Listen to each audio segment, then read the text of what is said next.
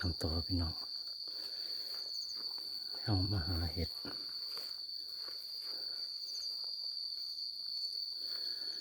หาเห็ด หาบงเห็ด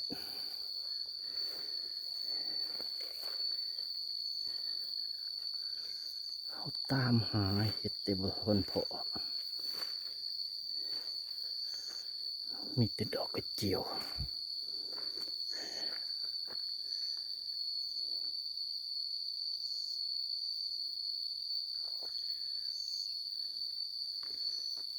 พอแต่เห็ดไข่เท่าๆมันบ่ค่อยขึ้น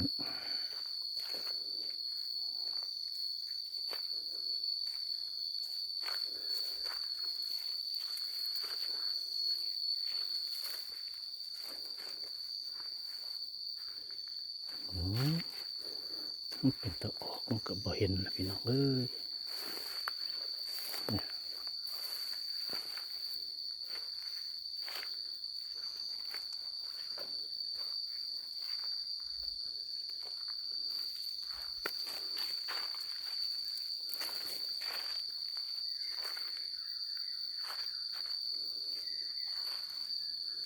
มีอยู่แต่มีแต่ปวกเป็นตัวเห็ดบ่ค่อยพอพี่น้อง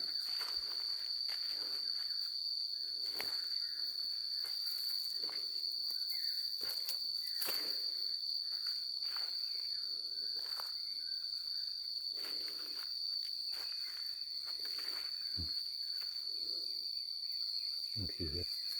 เป็นแต่เห็ดปวกออกมันก็บ่ออกอีกน้อยพุ่นละ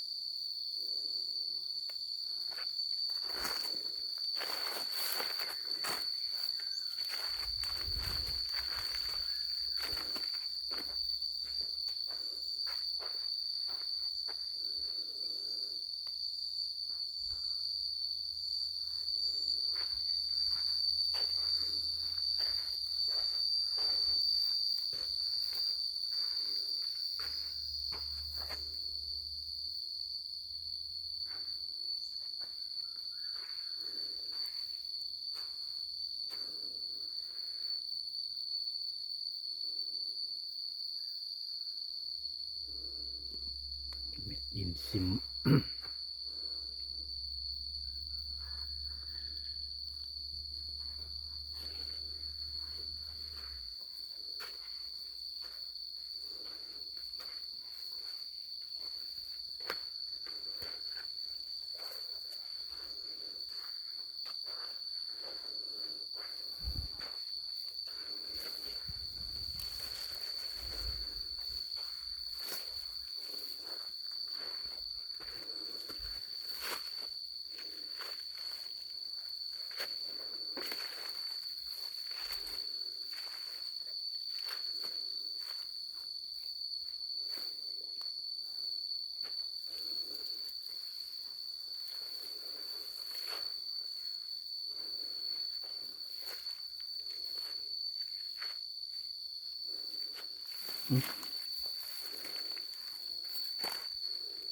นี่เด็กพี่น้อง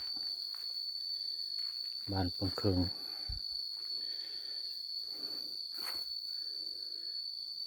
มีอยู่ดอกเดียวดอกบอกนี่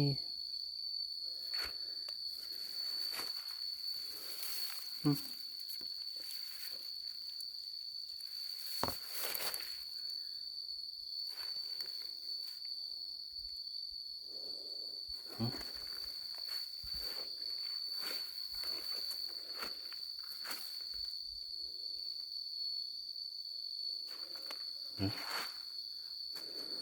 ็บไปบ้าง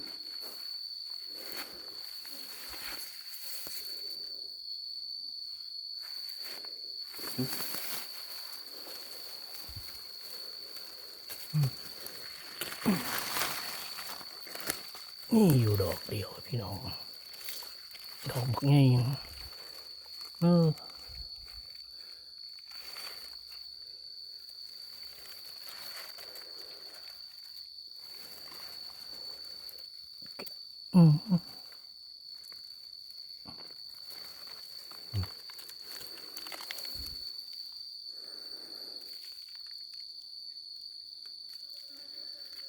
เท่าแล้ว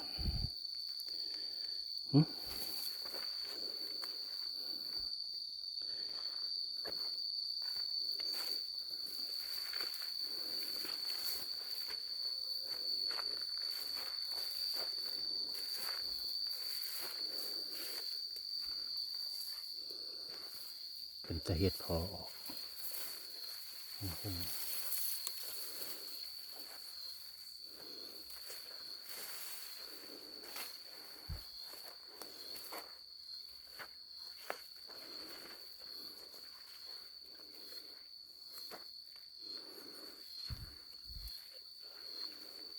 โอ้พอแล้วพี่น้องพออยู่แล้ว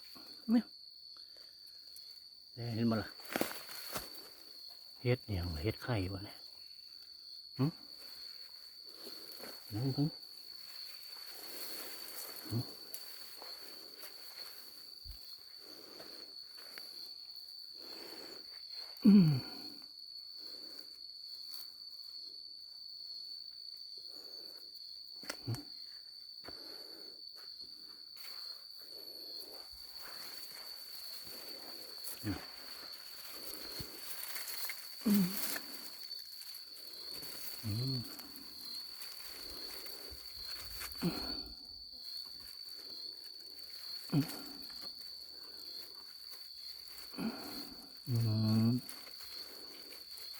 เฮ็ดไข่หน่อย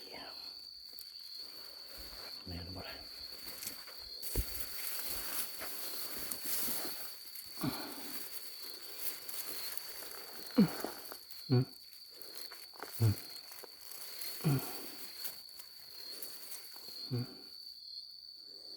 เฮ็ดไข่หน่อย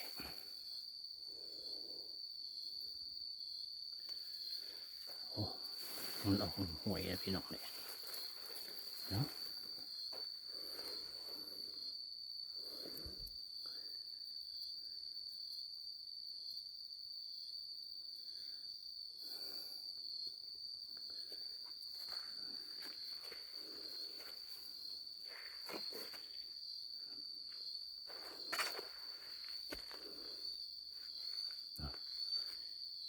โอ้สองดอกงามพี่น้องนี่ดูละ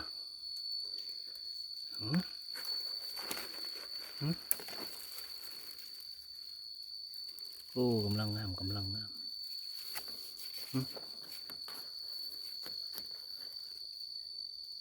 นี่สองดอกนะดู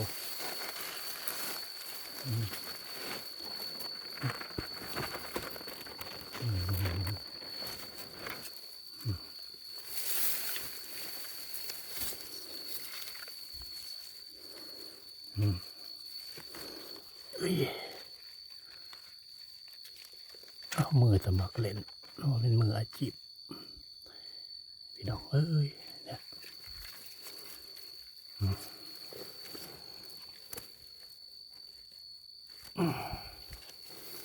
ได้มาสองดอกพี่น้อง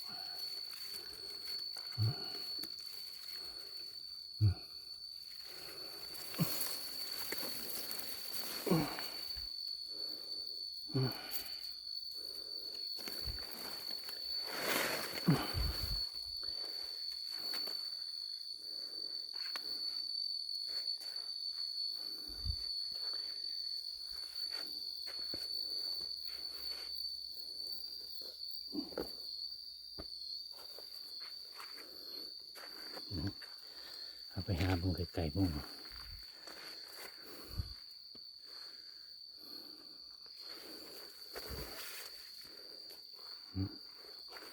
มีว่าฟง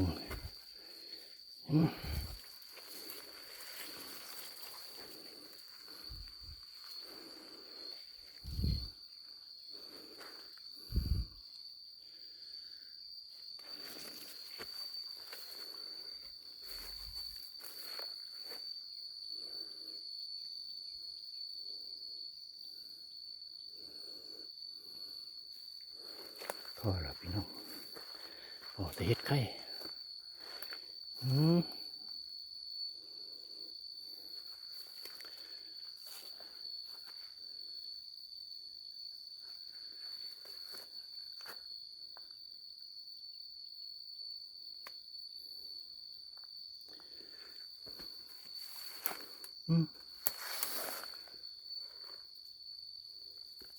คุยกระเดือน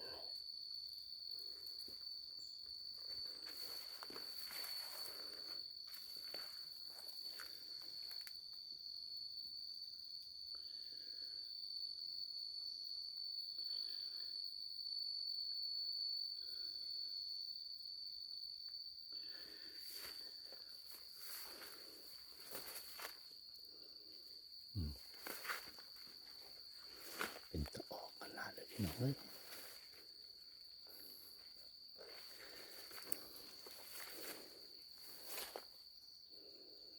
มีอีกวะ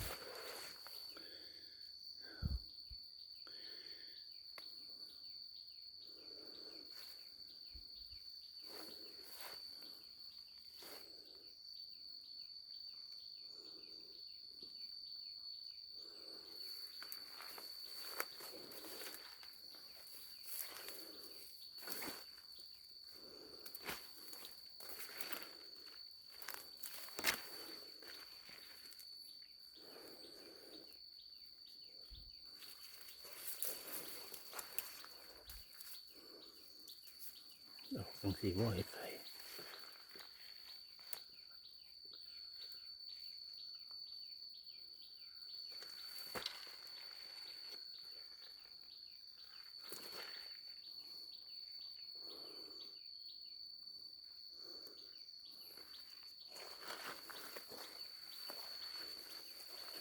พี่มั้ง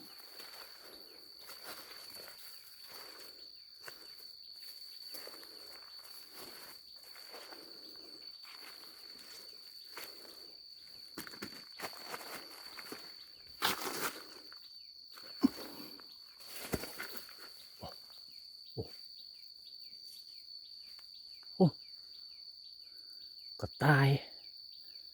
โอ้ตื่นหมดกระต่ายพี่น้องตื่นกระต่าย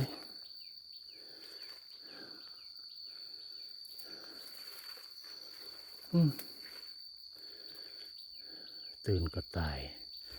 พี่น้องเอ้ยกระต่ายก็มีพี่น้อง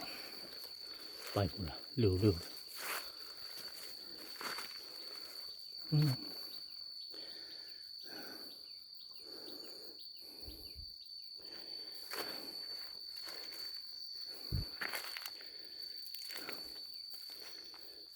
ก็ตายด้วยพี่น้องหัน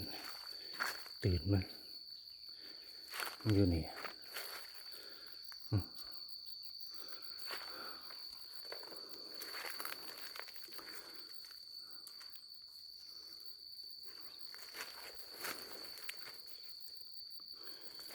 เดี๋ยวโพงมัน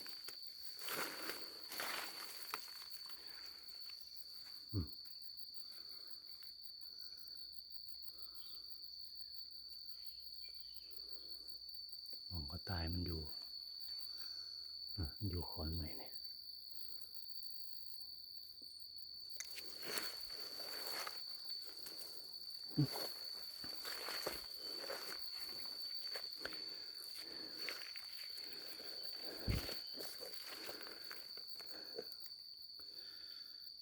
โอ้ยเอาซ้ำนี่ก่อนพี่น้องพอกันไม่คลิปนะครับ